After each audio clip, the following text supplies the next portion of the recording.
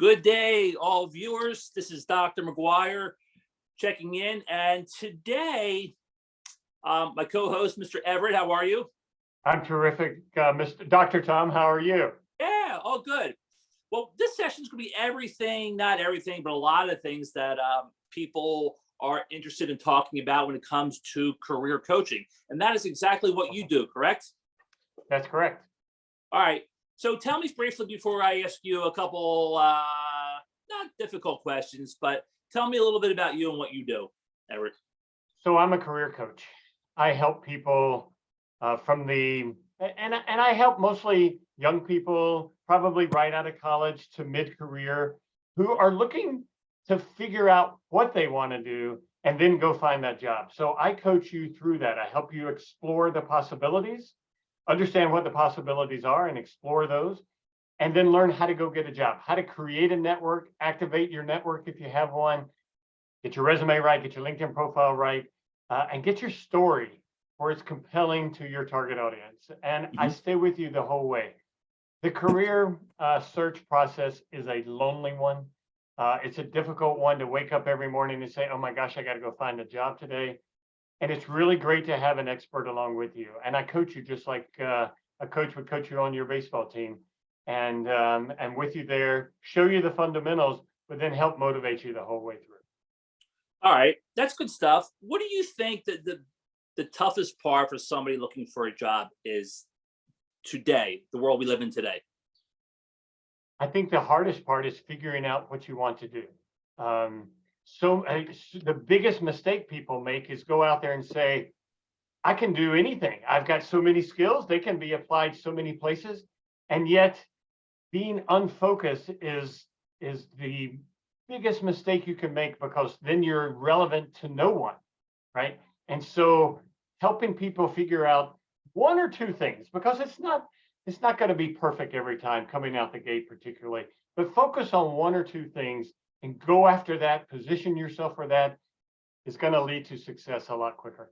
But how do you do that? How do you find the one or two things that you're interested in? I use a design thinking approach. That's a term that's big in management consulting these days. And the biggest thing about design thinking is it's very iterative. So many people look for the one thing that I'm passionate about.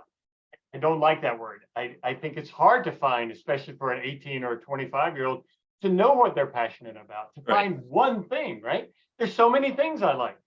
So design thinking is iterative. I help you create first a set of criteria of what the future should look like. What has made you successful and happy in the past? It could be working with teams, solving big problems, um, caring about the world that we live in. Whatever those themes are, we capture those. We do several self-assessment tools together. Clifton and Strengths is one of my favorite. Pathway U, another one. There's many out there, but we use those tools to create this list of themes, right? So now we've got a picture of what the world should look like in the future before we know what it's going to be. Then the second big step is I help you think of 2 to 4 things that you want to do, not one. What are 2 to 4 things that you'd like to do that are real possibilities for you? And then I help you explore those 2 to 4 things. In design thinking, it's called prototyping. Let's figure out how you might simulate being an investment banker or being a school teacher. Well, the best prototype for being a school teacher is go spend a day back with your high school teacher, right? They'll let you come in and job shadow for a day. Certainly, they'll have a phone call with you about the day in the life of a teacher, or what those 8 grueling months are like every year to be a school teacher. Same with an investment banker. So prototyping can be conversations, or it can be experiences, going and being with a person. But it's through those prototypes that you start saying, I'm excited about this one. And you also learn what are the skills that they need for that job while you're prototyping. And that helps you focus. So prototyping is sort of the key. It is having conversations with people that are doing 2 or 3 of the things that you like until you can at least narrow it down to one, start a job search in that one. And then if it's unsuccessful after a month or two, you may need to back up and say, well, I'm unsuccessful. Should I try my second choice? or should I upskill for this first choice? So yeah, that's a long-winded answer. Sorry about that. No, I like that, and that's great because job shadowing, people have to do that. In my opinion, I totally agree with you. Do you think Yeah. people get caught up a crossroad with maybe pursuing something they are interested in and the money piece? Like maybe they oversee the job descriptions and being out in the field and something they like, but because they're then focused on the money. Well, it's not enough money. I think the current generation is a little less caught up in Really? that. Yeah, Wow. than the baby boomers. I know the current generation is more concerned about the future, um, but I think they try to explore things that are more of them try to explore things that are going to help the world and leave the world a better place and sort of independent of money. Um, I don't think most kids, and I say that up to 25-year-olds, really have a good view of the total world of work. They know what their parents did, maybe their parents' friends, um, but then they're very limited to the people that they've seen in their life, a dentist, a teacher, Hmm. and so they really need the opportunity to look broadly at what are the possibilities and keeping pay as one of those design criteria. And if you think about it, if you ask people about finances, what do you want the role of money to be? What do you want the role of work to be in your life?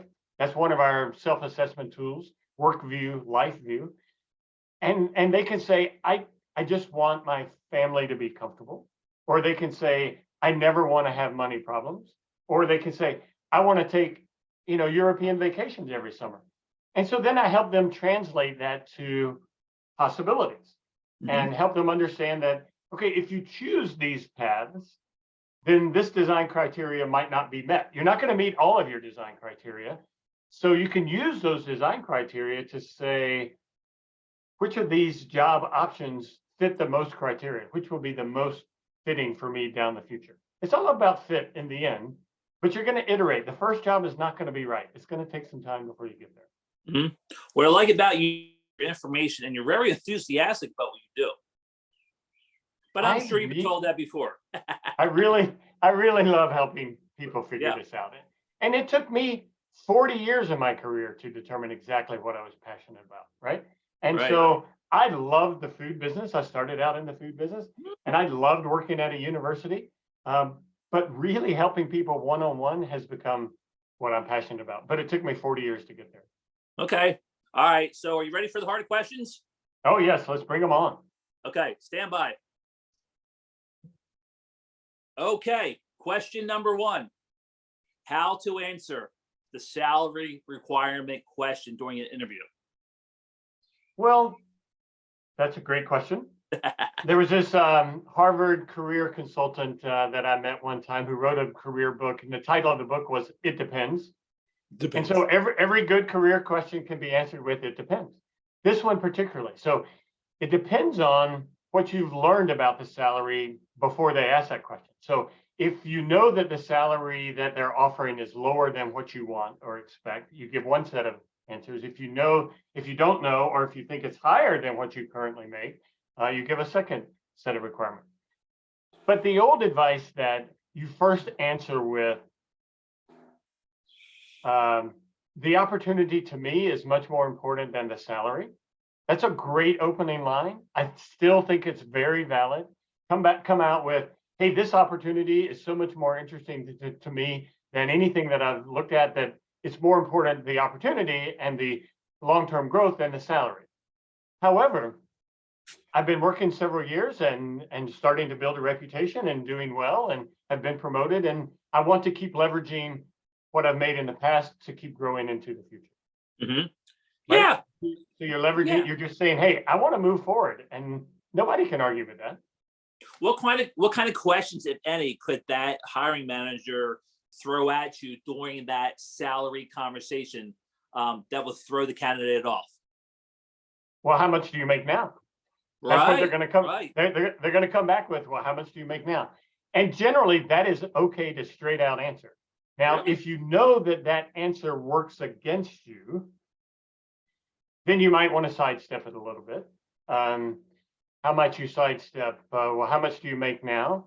Um, well, all in total compensation is between 120 and 150.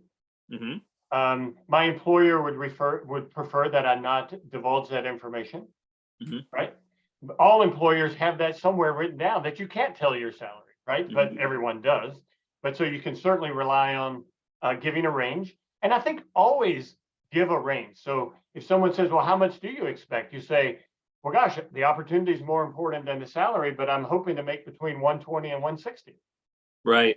And I would always think that 120 is what you're making now, or yeah, it's what you're making now. You don't want to go backwards. There's no reason to make a move. Now, that's why it depends, because if you're unemployed or if you haven't had a previous job and have no base, then you can show how smart you are. Well, I've done research and it looks like the standard job salary range for this job is 95 to 115. That's a great answer to come back with, because salary.com is a great place to go get some information on what an average salary is at this company, at this city, and at this title. Well, to your point, what's the validity in exploring different salaries online? Like, how accurate is that? It's always a big range, Right. because they don't put experience, they don't put a lot of things on there. But at least you have some data. And Glassdoor is another one. So if you use several sources, you can come up with a reasonable range that you can give back to an employer if you're forced to. Okay. And that information is great. I just, a lot of candidates stumble and fumble when it comes to that. Like, the wheels are turning as they're having that conversation, right? Yeah. The flow Yeah. and delivery of the response may not be as polished as you Yeah. would want it to be. Yeah. It is so important to be prepared, but it is also so important to just fall back on the truth. I really tell candidates it's really hard to make up a story Sure. and then remember who you've told which story to. So just in the end, if someone pushes you to, so what are you making now? Fall back on the truth. It That's a good point. won't hurt you. Good point, right? Be a straight shooter. Yeah. Okay. Let's talk about LinkedIn. Are you a fan of LinkedIn, or is it a valuable tool for a candidate? Talk to me about that. I'm a massive fan of LinkedIn. Okay. LinkedIn now is an aggregator, so every single job out there is going to be posted on LinkedIn. But that's actually not why I use LinkedIn. I think candidates can use LinkedIn for two things. One is to be found, which happens, and I can explain that. But the other, more important, is to find, right? And to use it as a research tool to build your network. That's where LinkedIn is so strong. Let me cover those two sides. To be found, you've got to have a really good profile, and there's several LinkedIn experts out there. I'm one. I can help you optimize your profile so that you'll be found by recruiters who use the LinkedIn portal to find candidates, right? But what you've got to know is that for every search that a recruiter does out there, they're going to get 1,000 hits at least. So if they do product marketing manager in San Francisco as their key search criteria, and they put R and Tableau and SQL and teamwork as the skills that they want, and they run it through the database and it'll hit back 1,000, maybe 10,000 hits for a recruiter. And so you not only want to be found, you're probably in that 10,000, but they only need to submit to the hiring manager 2 to 3 candidates. Wow. So they may never get past the first 20. Right. So how do you optimize your profile so that you're in that top 20? And again, there's tons of research out there, lots of good coaches who can help you. One book that I love is called Linked, Linked. That'll take you through. Here's the few things that you need to be found by recruiters. Well, not to interrupt. Yeah. But so when a recruiter is putting in those keywords to try to find their candidates, is it that what populates just based on the candidate's headline, or all the information they have listed within the profile, like by job? Great question. It's everything. but there's several places that are the most important real estate on LinkedIn. Mm-hmm. So your title is a super important one. Your title is the words that go right below your name. They don't have to be your official title, which most people make that mistake. They put their official title there. There's a couple of different ways people use that space. One is you put the titles that you aspire to, right? So if you were a marketing manager, but you were looking for a tech product marketing manager, you would put in that line, product marketing manager, and then the word SaaS, and then the word technology, a few key words. But here's how that title is used. When that recruiter gets those 1,000 hits that I mentioned a minute ago, all they see are the name and the title. And so what you want them to do is they're eyeballing really fast, probably giving less than a half a second per entry, is you want to have the keywords there that they say, ooh, this guy's right, this guy's right. Oh, this was not right. So they'll skip people who just have a random title, like a consultant at McKinsey would get looked right over, even though they might be a great product marketing manager, right? Wow. If they only had consultant there. The second most valuable real estate, though, is that about section. And many people don't use that about section very well. It's super important to have all the possible keywords and skills that a recruiter could be searching for in your about section. There's a couple of good formatting ways. One that I like a lot is sort of who you are now, product marketing manager at Google with 5 years experience, and then maybe 1 or 2 accomplishments, and then a specialties include or skills include, and a list of 10 or 15 skills. That's different than the new feature on LinkedIn where you identify skills and they get associated with jobs. So you need both. But then it does look at your experience section and also find those keywords. So yes, both work for you to have those keywords that you need to be found. Okay. All right. On a side note, and we'll move on, but in terms of resumes, what is the average time that a hiring manager views a resume? And there's a lot of talk and variation. In your opinion, what does that look like? About 8 seconds. 8 seconds. You spend 8 hours, maybe 8 days on that resume, and they give you 8 seconds. What can they possibly get? And what information can you obtain in 8 seconds? Not much, but you can eliminate people. See, that's what you're doing with that 8 seconds. Is you're going from 1,000 to 100, right? And so if you had 1,000 resumes times 8 seconds, there's 8,000 seconds. Oh, don't force me to do that, Matt.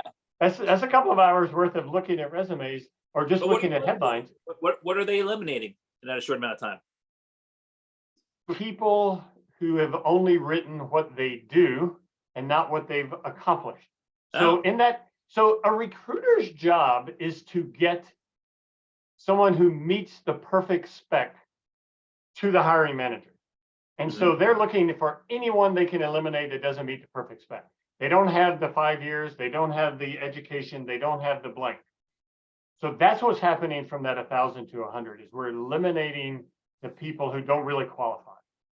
And because then we get down to that 100, we may give more than 8 seconds because then we're starting to see, do people have real accomplishments? Have they done something? But even you don't spend a lot more time on 100 resumes, right? Because that's a lot of resumes. So that's why this whole conversation not so relevant anyway, because you want to go out there and find a job and have someone take your resume over to the hiring manager and say, this is a friend of mine, or I met this person, he's terrific, and that's a better way to get hired. So we're still on LinkedIn. All right. Where we're talking about being found, and that is a small percentage of the jobs, but it is something important for you to do. Optimize your profile. And the other reason you want to optimize your profile is what we're about to talk about now, is because you're going to go out and find relevant people. And the first thing that they're going to do is they're going to click on your profile to see what you're made of, who you are. And you wanted to present yourself well. You wanted to present one solid, here's who I am and here's what I'm going for. This is like a full-time job already. I know. That's why you need a coach. Because if you are working full-time or if you're in school full-time, it is really difficult to go out there and do a Sure. full-time job search. That's why they need somebody like you. Even if you're unemployed, Yeah. you still need that help. All right. So the second big use of LinkedIn is to go find and build your network. 80% of jobs never get posted or are filled by the known candidate. Wow. 80%. That's a lot. No, known candidate means I already know who I'm going to hire before I even post it on LinkedIn, but my bureaucracy makes me post it on LinkedIn, but I already know who I'm going to hire, right? And so how do you become the known candidate? And the way you do that is you build a network. And this is really hard, and people really don't like it. They don't like the term networking. It's an old people's term. For college students, I've actually replaced the term networking with research. You want to go do some research. So you're thinking about being a real estate professional, real estate development, real estate agent. You don't know, but somewhere in real estate, you just kind of like that. And so I'd like you to write a paper. You know how to write a paper, right? You went to a great high school or you went to a great college. They taught you how to do research. So I want you to write a paper on what are the skills, what are the job market like, what are the possibilities in the real estate arena? And I want you to use only first person research, meaning you got to go find people who do this. I'm going to teach you on LinkedIn how to go find those people. But once you find them, then ask research questions. Tell me about your job. What are the biggest issues you're facing in your job? What's a really difficult day like? What is it going to make? What do I need to be a successful person in real estate? Can you help me understand the different types of real estate jobs, right? All of these questions are easy when you put a research hat on, but when you put a networking hat on, you all of a sudden put this, I got to find a job thing. So do you have any jobs? What does it take to get hired? That's the questions you start asking. And those lead you to a dead end pretty quickly. So we're going to use LinkedIn to go find and build the network. That's the second most important part of LinkedIn. Wow. I like that angle. Let's move on so I don't hold you up too long. Okay. So yeah, the LinkedIn was a great piece for many out there. In terms of internships, right? So you're out there, getting into the grind. Talk to me about how valuable they are.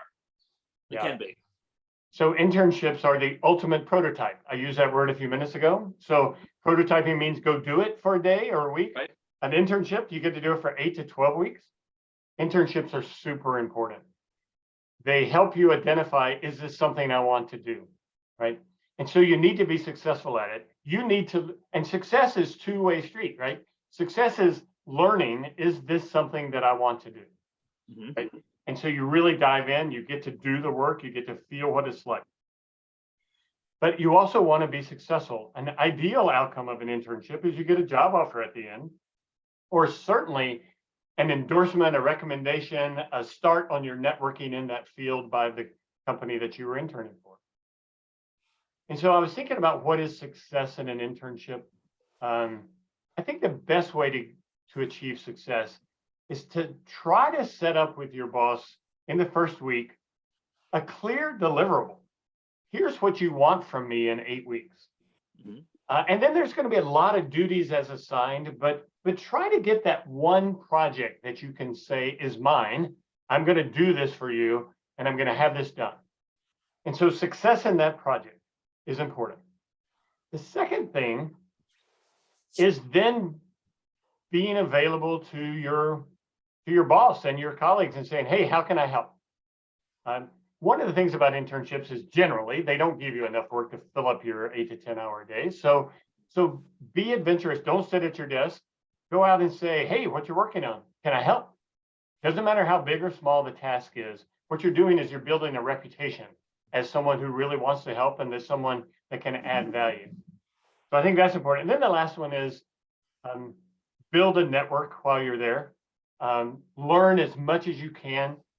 Certainly have lunch with your boss as often as they'll let you. maybe with your boss's boss once, if you can squeeze that in. Mhm.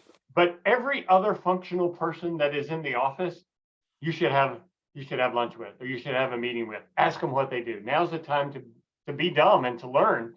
And people love to talk about themselves. And you get an opportunity to build this network of people, because maybe at the end of the summer, your boss is going to go down the hall to one of your colleagues or cross-functional teams. Say, hey, what do you think of Tom all Yep. summer? How'd he do? And they're going to say, best person we've ever had. Really good, really friendly, offered to help a lot. Did this one little project for me. Never told you about it because he just did it. He was great. Those three things I think can lead to a successful intern. Yeah, I don't think internship etiquette is talked about, right? That alone is valuable, rather than just show up and punch the card that you did a quote internship. Right. While you're there, maximize your time. Everything you said, just talk, be a sponge. Do people need to focus, or do they focus on paid internships or non-paid? Like, what are the trends today? Is that a factor? Very tricky question, right? Because it's actually illegal to not pay an intern. Oh, But really? companies have a number of ways around that. The government is exempt from that. There's some things, nonprofits are exempt from that. I think you should take an internship no matter what, paid or unpaid, whatever you can get, right? Consider it a cost of your university fees that you invest in an internship, because you need that experience on your resume. It sets you above all other candidates out there. If they do offer it unpaid, then you need to think, how much do I need to make? Do I need to have a second job to be able to pay the bills? Those are real things, but getting that experience is super important. Right. But you also have to take into consideration, if it's not paid, is it worth your time? I hate to say that from a selfish perspective, but right, I think that's the reality. Factoring in maybe Yes. the commute, the time, so on and so forth. But definitely a good point. All right. Let's just go through these so I don't hold you up too long. I know I keep saying that. Feeling stuck after graduation from college and not being able to find a job. What are your thoughts on that? Wow. So it's easy to feel stuck because you probably don't know what you want to do, or you don't know what steps to take first, right? Yeah. Or you've applied to 37 jobs online and you haven't even gotten the courtesy of a response. All of those things are maddening. And Sure. so when I take people through a job search process, one of the key things that we talk about least in the process is creating a target list of companies. To me, that target list can be your motivator every morning when you get up. And so you've got your career objective. I want to do this function in this industry with this size in this city, right? All of those components of a job objective. And so what are the companies that match that objective? You might have some off the top of your head. You can go on to Google and say, top 10 marketing companies in Washington, D.C., right? However you want, create a list of about 40 companies. Wow. I know 40 seems like a lot, right? But it's going to take 40 to get you where you want to get to, right? So you find 40 companies and then you start trying to figure out, do I know someone in this company? Do I know someone who knows someone in this company? Does someone from my high school know someone who goes to this? Does someone from my college? Generally, I'm working with college students or recent college grads, and I have them rely on their alumni network more than anything else, because fellow alumni like to help, right? Yeah. People do like to help. And so I teach them on LinkedIn how to find those alumni at those companies, and then how to phrase an email that you'll get through and that they'll answer, and that you'll set up a 20-minute conversation and then have that research conversation with that contact rather than a I'm looking for a job conversation. Yeah. And so you ask about stuck. So what I think the target list of companies do for you is every morning you wake up and say, have I contacted everybody in all 40 of these companies? Probably not. I'm on number 27. So today I start on company 28. Or if I've done all 40, okay, well, now I need 5 more companies. So that's a place to start. I'm going to go research until I find 5 more companies that do what I want to do in the place I want to do it. Then I'm going to start looking for contacts in those 5 companies.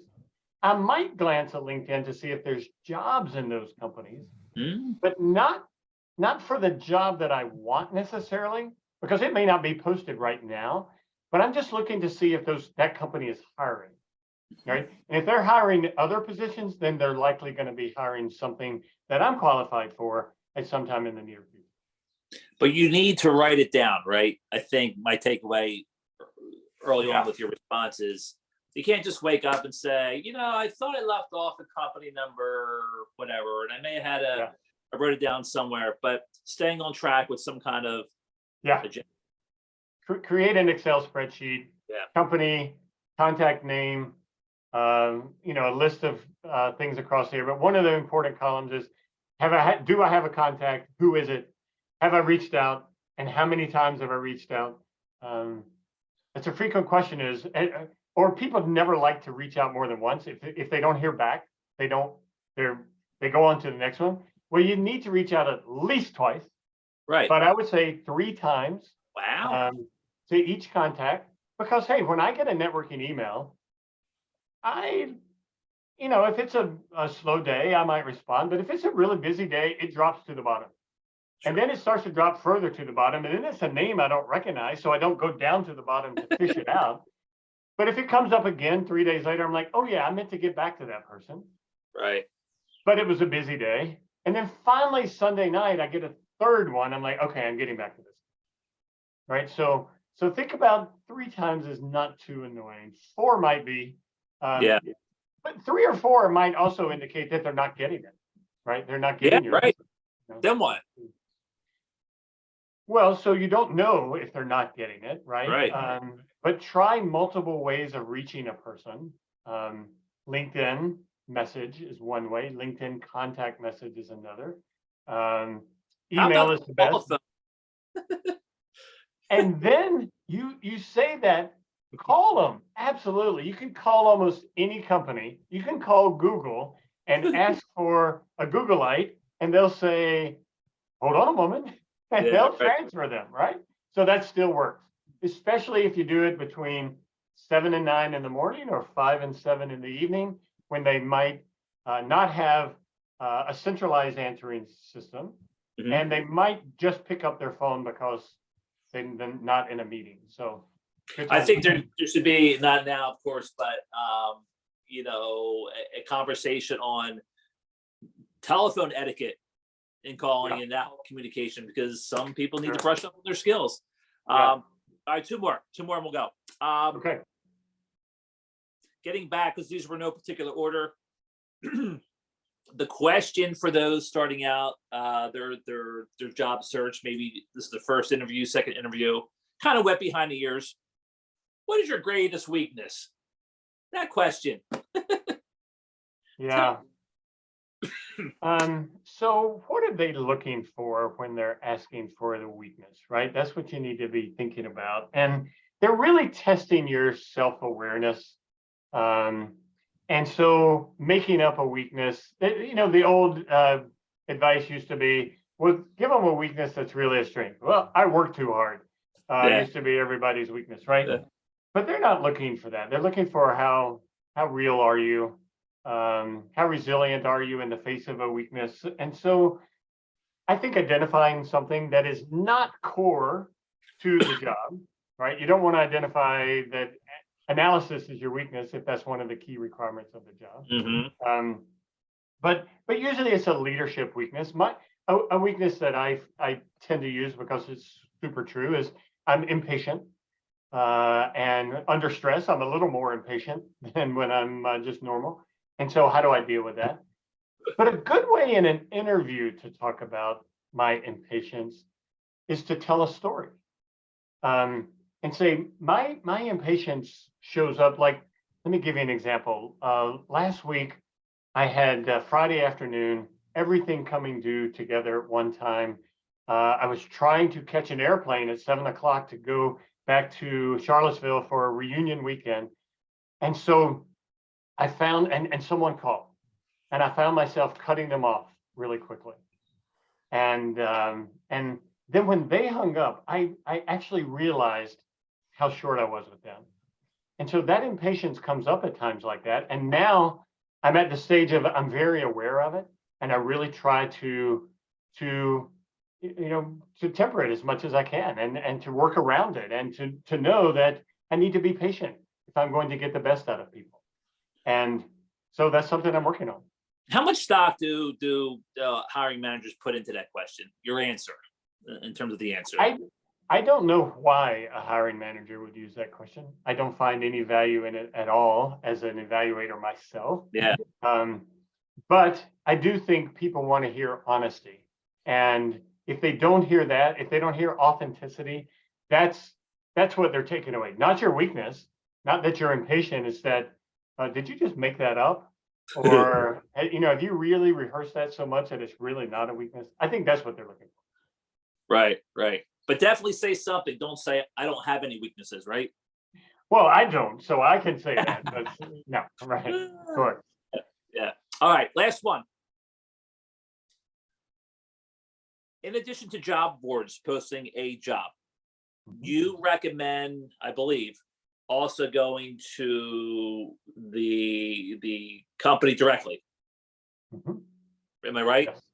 Yeah. Yes, but maybe differently than you think. So, there's an aggregator like LinkedIn goes out to every company website and brings that job to you. So you could easily apply on LinkedIn, or you could go to the company website and apply at the company website. Most likely, all of those resumes or all of those applications are going to be aggregated and sent back to the hiring manager together. Yeah. So being in either pile is the wrong place to be, right? There's 1,000 other applications there. The pile you've got to be in is the 3 or 4 people who have written to and talked to the hiring manager or one of the people in the department and have already been established as, oh, this is going to be one of my finalists. I just need to find 2 or 3 more. You got to be that known candidate. Only way to do that is to use that dreaded tool called networking and find your way to the hiring manager or people close to the hiring manager. Okay, fair enough. Yeah. Well, I appreciate your time, Mr. Everett. I'm happy to do this. Was really a fun conversation. It is. Any last any kind of suggestions that you would give those who are just starting out in their job search? Absolutely. Call me, call another coach. I really do think a coach can help you through the process. It's really nice to have a partner. I've been doing this for a year. I've got a huge network of people out there, and a lot of coaches do. Look on my website, everettfortnercoaching.com, for a package that might work for you, or find another coach that is more perfect for you. But let someone help you through the process. Awesome. And I'll be sure to provide all your information for those folks that are watching. Great. Thank you. Okay. Thank you, Great sir. Just stand by 1 second. All right.